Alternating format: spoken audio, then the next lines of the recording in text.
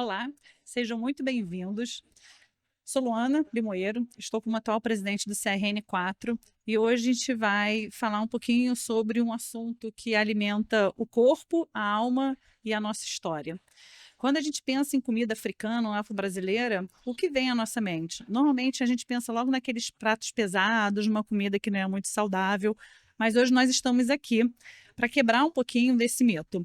Vamos conversar como a culinária africana é profundamente saudável e cheia da ancestralidade na nossa cultura alimentar.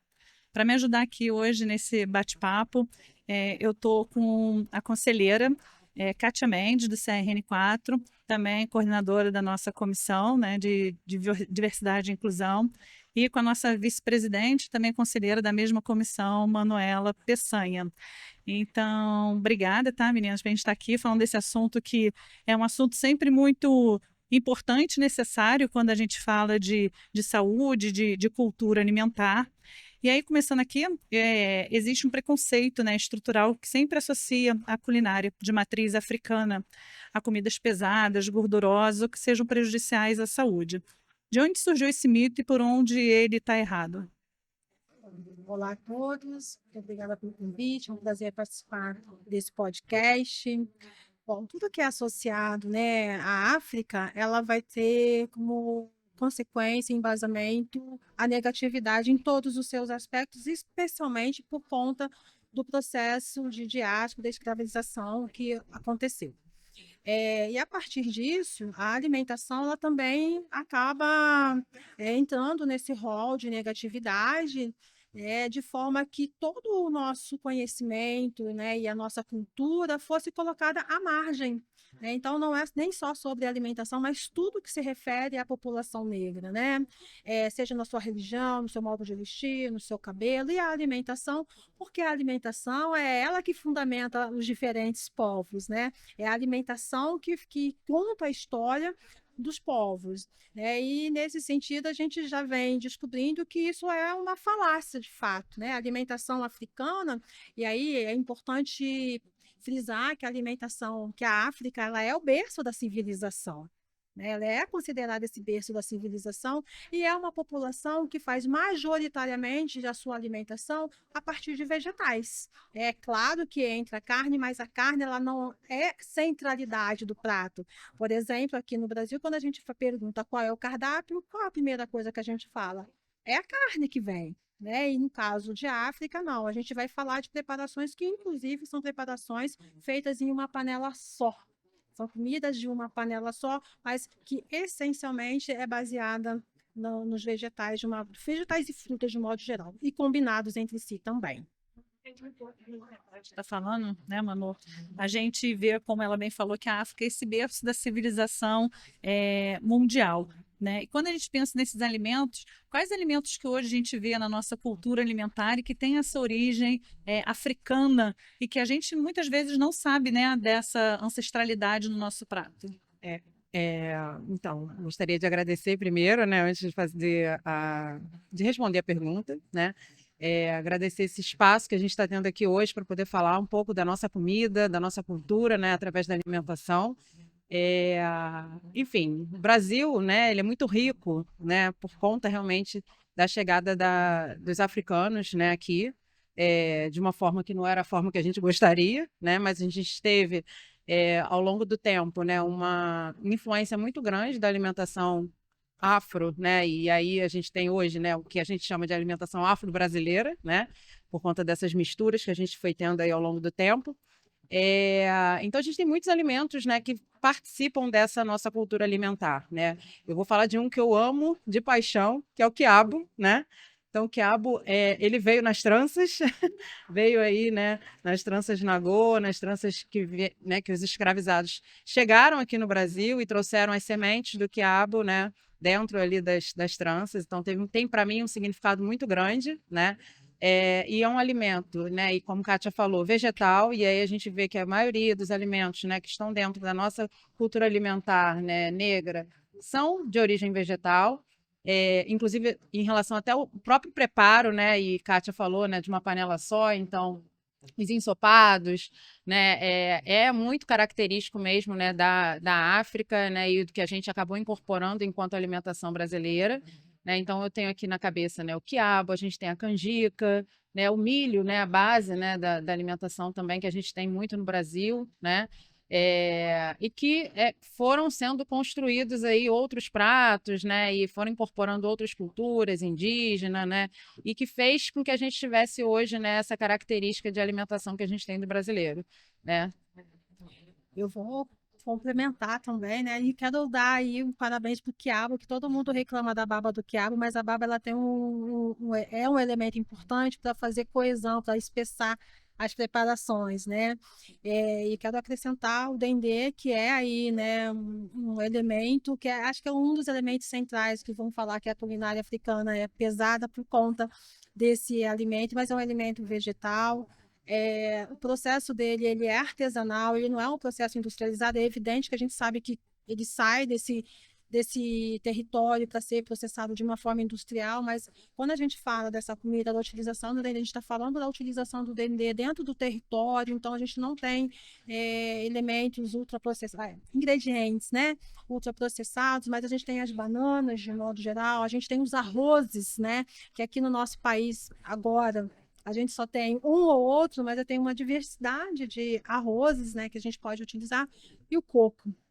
Que o coco também é um grande rei, é o grande aiche que foi trazido aqui pelos africanos, né, que dá toda essa sensorialidade nas diversas preparações que a gente utiliza e tantos outros, né. Só para exemplificar, quem é do Rio de Janeiro, em algumas outras cidades do nosso país, a gente consegue identificar mangueiras ao longo das cidades, árvores frutíferas. Essas árvores frutíferas foram plantadas por aqueles que vieram, pensando naqueles que ainda viriam, para que eles tivessem o que comer ao longo da sua trajetória e na chegada nesse país. É interessante vocês falarem isso, né? Porque a gente aprende muito na faculdade, na nossa atuação profissional, que uma alimentação saudável é baseada em frutas, verduras e legumes. E é justamente essa cultura alimentar, quando a gente vai ver a questão da ancestralidade, a gente encontra nesses pratos. Então, assim, na percepção de vocês, por que vocês acreditam que a gente, como sociedade, foi se afastando dessa base alimentar, que é uma base tão rica, tão plural, com o passar do tempo? A gente tem uma influência muito grande mundialmente, né, da Europa, né, e com isso o apagamento, né, dos espaços da vivência do negro, né. Então eu acredito que essa influência europeia fez com que a gente tivesse aqui no Brasil, né, um olhar enviesado para o que era a comida do negro, né.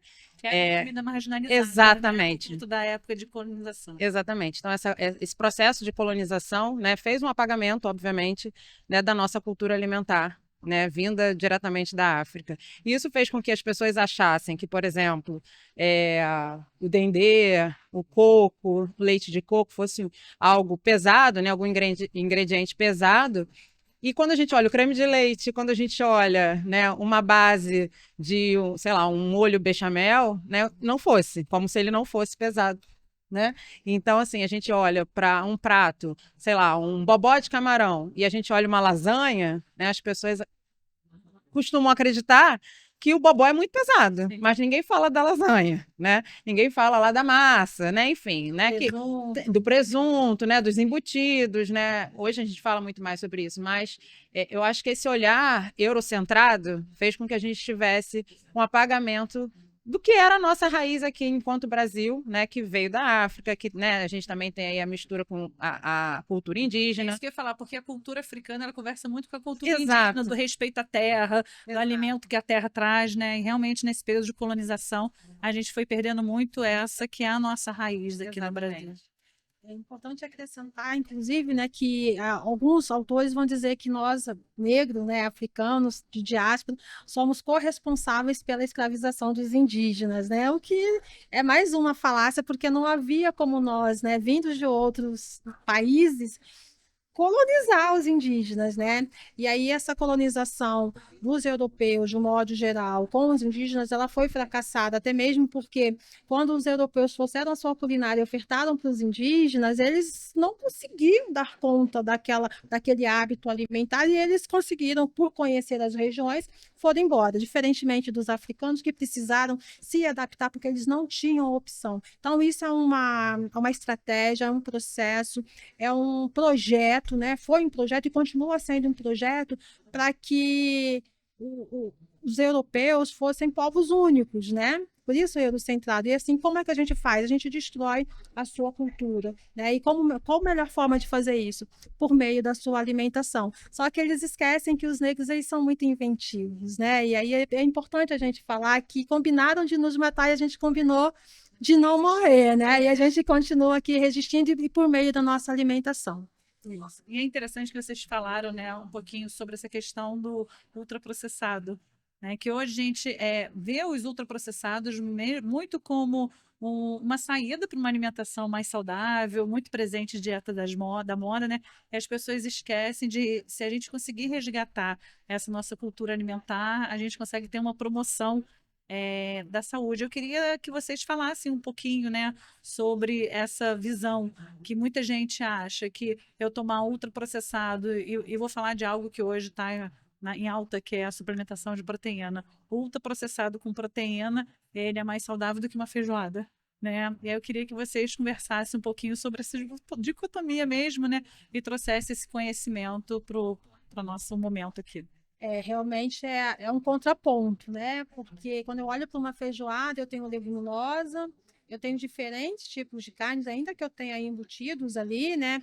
Mas quando a gente olha para esse preparo da feijoada no território, é um embutido processado no local. Né? Muitas vezes a gente não vai lá no mercado comprar aquele bacon, né? Aquela linguiça, ou então um feijão encarnado, né? Que é uma fala que a gente traz. O feijão encarnado é um feijão vermelho, que a gente vai colocar numa feijoada, que não necessariamente a feijoada ou as preparações à base de feijão sejam única e exclusivamente com o feijão preto, que é tradicional, né, do nosso país, né?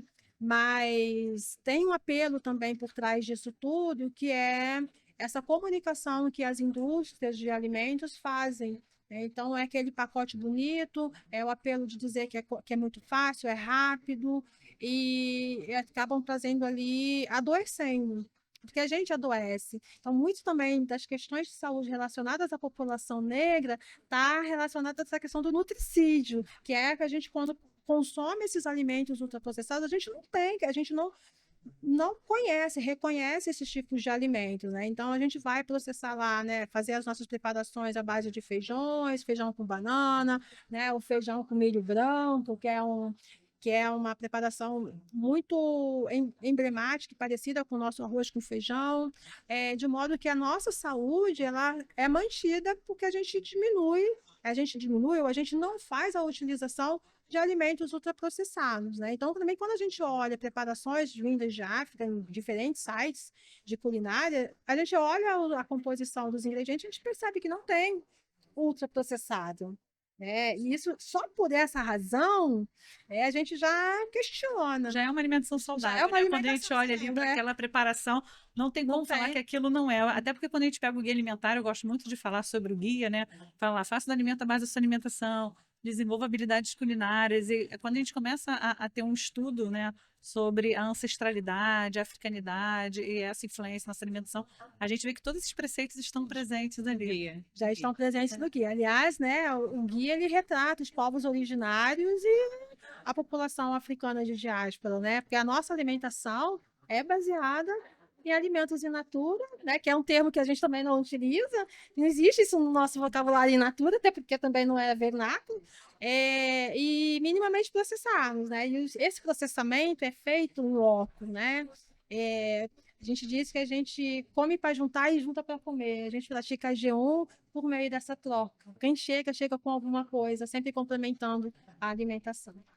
E aí, dando continuidade nessa linha, né? A gente aprende que saúde não é só biologia, né? A gente também alimenta nossa mente, nosso espírito. E essa tradição africana, ela traz muito isso.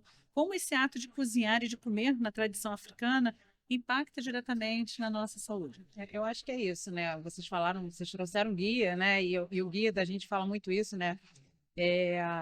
Esse juntar, esse comer em conjunto, o fazer, a habilidade, né? Que a gente, ao longo do tempo, foi perdendo isso, né? Pela praticidade, né? Pelo ultraprocessado. E aí, quando a gente para preparar, né? Uma refeição, né? Um prato, e a gente tem vários pratos com uma base muito grande, né? Em vegetais, né? E em preparos que, né? Remetem ao cozido, né? Ao ensopado, como a gente falou aqui, é um momento que você tem ali, né? E esse momento ele é super importante para a gente garantir essa alimentação mais saudável, né? Comer não é só se nutrir, né? E o nutrir não é só nutriente, né? Quando a gente para pensar, né?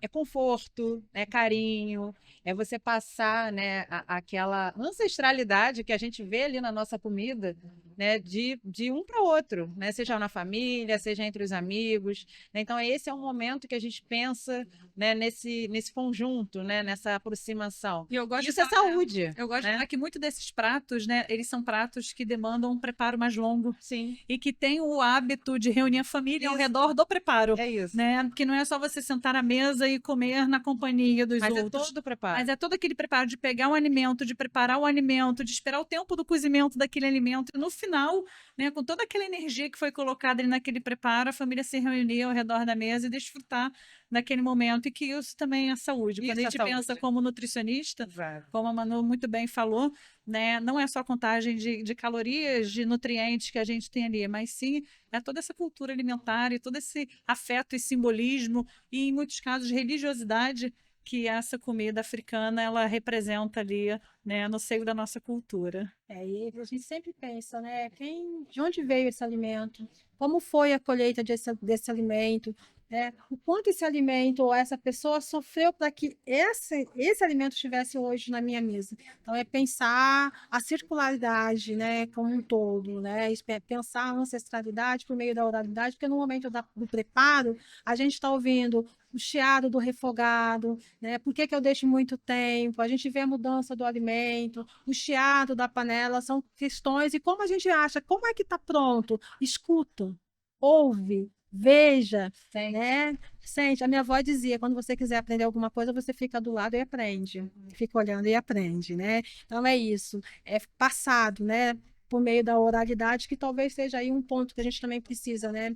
Nosso conhecimento, de modo geral, é pela oralidade. Hoje a gente está buscando colocar isso em letras escritas, efetivamente, para que fique de fato registrado, a gente consiga perpetuar. Infelizmente, eu vejo, né, que com a nossa correria, né, no mundo contemporâneo, a gente tem se afastado um pouco desse hábito do cozinhar em família, do livro de receita de família, das crianças dentro da cozinha querendo aprender a cozinhar, né? E que essa ancestralidade nos ensina que eles faziam muito bem, né? Que na nossa época era a comida da avó, né? A avó trazia aquela cultura ali. Então, meninas, eu queria escutar de cada uma de vocês qual é a mensagem final, ou algum desafio prático que vocês deixariam para o pessoal que está acompanhando aqui, né, esse nosso encontro, para eles conseguirem resgatar essa ancestralidade com saúde no nosso dia a dia.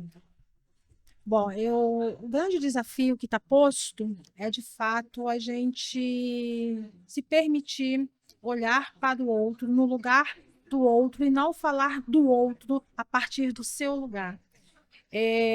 Olhar para essa alimentação, né, africana, que aí ela vai abarcar diversos aspectos, né, os aspectos sociais, os aspectos religiosos, porque essa alimentação também de terreiro é uma alimentação baseada em alimentos vegetais, de modo geral, desmistificar, tirar, né, romper com essas linhas de preconceitos relacionados a essa alimentação e pensar, né, que a comida ela tem esse sagrado, né, mas é um sagrado que a gente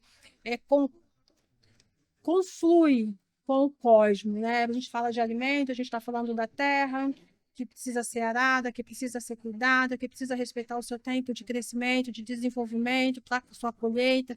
Lembrar que isso também está relacionado com o cosmos, no sentido de que olho para a Lua e a Lua vai me dizer qual é o melhor momento de colheita, de plantio. Isso a gente vive, né? A gente faz isso. A gente parar para pensar na mulher que vai parir. A mulher vai parir em que momento? A mulher pare na lua cheia. Mas por que ela pare na lua cheia? Então a gente precisa entender que isso é algo que está imbricado no nosso dia a dia, mas que em função de toda essa colonização, né, e desse eurocentrismo imposto, a gente se distancia dessa natureza. Ela não é marginalizada, a gente é natureza, né? E aí, enquanto o rio está contaminado, a gente adoece. Quando a árvore não está dando os frutos, ela não está fazendo a sombra, a gente também adoece, porque isso vai impactando em todos os aspectos da nossa vida. Então, que o desafio para mim, nesse momento, é que a gente consiga romper essa barreira do preconceito, de fato, olhar para o outro, no lugar do outro, especialmente quando a gente pensa em alimentação de um modo geral. Eu penso muito que a gente precisa estudar mais, né? A gente precisa falar mais, né? E não deixar que essa influência que a gente tem, né, e que trouxe todo esse apagamento, continue, né? Então a gente tem que realmente, a gente está aqui hoje, né? E a gente fica muito feliz, né, Kátia, da gente estar aqui e poder falar sobre isso.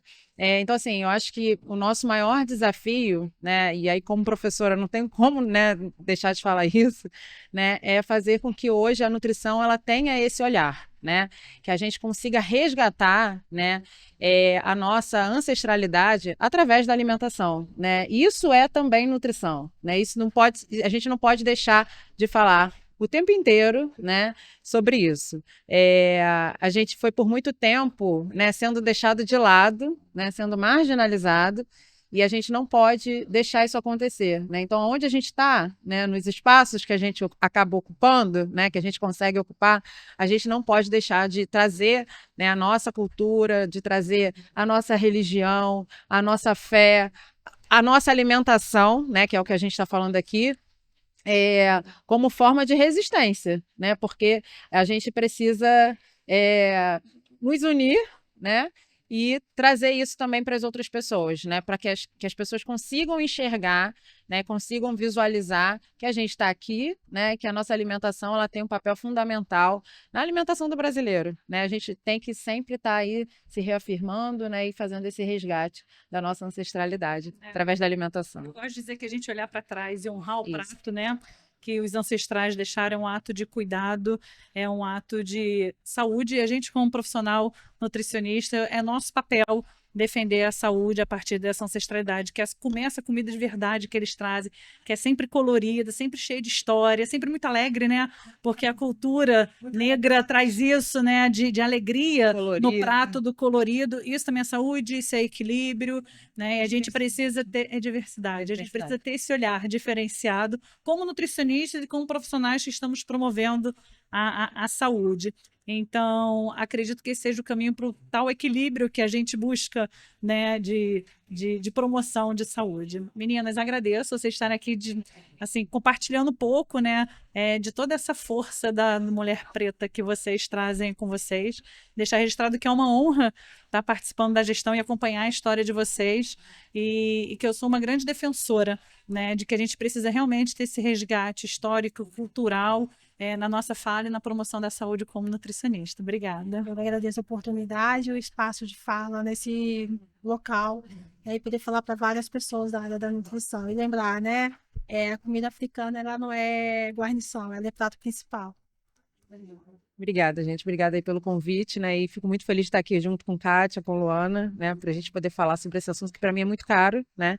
E a gente não pode deixar de trazer, né, essa formação, né?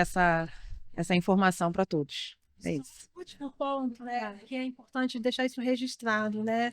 Somos duas mulheres pretas falando de nós por nós mesmas. Nós não estamos sendo objetos de outras falas.